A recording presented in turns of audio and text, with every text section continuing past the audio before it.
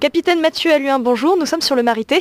Bonjour. Alors, est-ce que vous pouvez nous rappeler un petit peu l'histoire de ce terre-neuvier? Alors le Marité, lui, il est né en 1923 à Fécamp. C'est un des tout derniers terre-neuvas français qui partait à la pêche à la morue sur les bancs de Terre-Neuve. Il a donc effectué 5 campagnes de pêche jusqu'en 1929. Et il faut imaginer à l'époque donc des campagnes qui duraient entre 6 à 8 mois. Et le bateau n'avait pas de moteur, tout se faisait à la voile.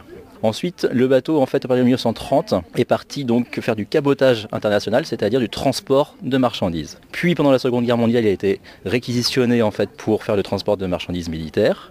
Enfin, il est reparti une nouvelle fois à la grande pêche après la Seconde Guerre mondiale. Et dans les années 80 à 2000, il a été racheté par une bande de copains suédois qui en ont fait leur maison pour aller naviguer en fait à la découverte des eaux internationales et des mers du globe. Et le bateau a été racheté en fait par un groupement d'intérêt public dans les années 2000, où il a participé à la fameuse tournée Thalassa avec Georges Pernou à la barre. Et depuis, il y a eu donc 5 années de rénovation totale du navire à Saint-Valahougue. Cherbourg est terminé à Granville et le bateau navigue maintenant depuis juillet 2012 dans les eaux granvillaises. Alors, la traversée, comment est-ce que ça se passe? Vous faites des traversées à la demi-journée et à la journée? Voilà, donc ça dépend vraiment des marées, des coefficients de marée, puisque c'est une semaine sur deux, on va donc des coefficients de Morteau et des coefficients de Vivo. Donc quand on est en grand coefficient, on peut proposer des sorties à la découverte de l'archipel de Chausey. On part donc le matin avec la marée descendante.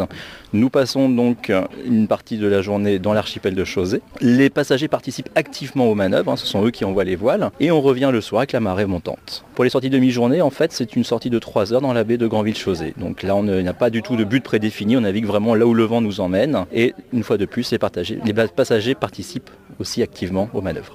Le Marité passe à Cherbourg fin juin, donc pour quelle occasion?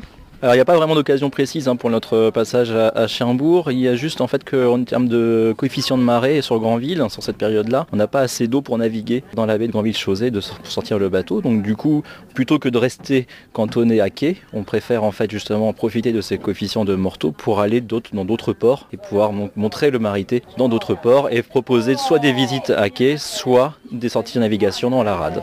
Quel est le prix de la traversée? Est-ce qu'il faut du matériel particulier pour les visiteurs? Alors au niveau des tarifs, le plus simple c'est d'aller sur le site internet du Marité. Vous avez tous les tarifs, que ce soit adultes, enfants et tarifs famille. Et quant à l'équipement, il n'y a pas vraiment d'équipement spécialisé, des vêtements chauds et des vêtements froids au cas où, parce qu'en mer on ne sait jamais vraiment quel temps on va avoir. Et maillot de bain, à la rigueur un petit matériel de pêche, et puis voilà, et sa bonne humeur.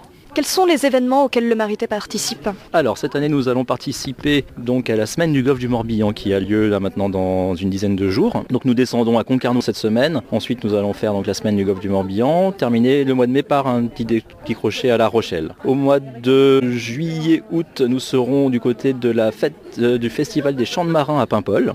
Et en septembre nous serons du côté en Angleterre en fait, du côté de Weymouth pour un événement qui a lieu tous les ans et dans lequel nous n'avons pas déjà participé l'année dernière. Donc vous êtes obligatoirement affrété pour participer à des événements comme ça? Tout à fait. C'est soit l'organisation qui nous affrète, soit ce sont des entreprises qui demandent à ce que le bateau soit là, soit ça peut être aussi des groupes, etc. Voilà. Mais c'est forcément un affrètement. Un de vos membres d'équipage a le mal de mer, alors comment est-ce que ça se passe pour lui? Ça se passerait bien, sauf qu'on le charrie quand même beaucoup là-dessus. Mais il a le mal de mer dans vraiment des conditions assez précises et assez extrêmes, entre guillemets, on va dire. Pour vous donner un ordre d'idée, l'année dernière, il a eu 2 fois le mal de mer sur une centaine de sorties en mer. Donc c'est pas non plus... voilà, c'est plus en fait pour rigoler qu'il a ça. Mais c'est vrai que c'est pas simple. Il le vit plutôt bien parce qu'il a quand même bossé pendant 2 ans à la pêche.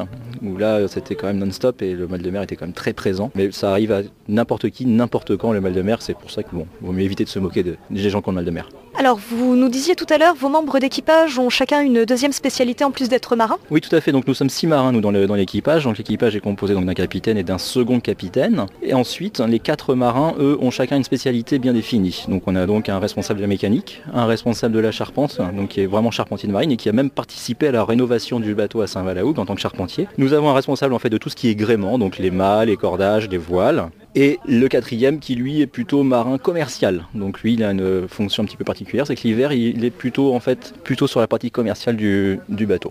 Donc plutôt aller chercher donc des entreprises et essayer de remplir le planning. Et qui s'occupe de l'entretien alors? Ce sont nous 6 en fait, vraiment tout l'équipage. Donc le second capitaine et moi-même, nous on chapeaute entre guillemets tous les divers entretiens, on fait le planning. Et puis avec les gars, donc on avance en fait vraiment nous-mêmes au maximum sur le bateau afin de faire appel à très peu aux prestataires extérieurs. Parlez-nous un petit peu de vous, quel a été votre parcours, depuis combien de temps est-ce que vous êtes sur le Marité?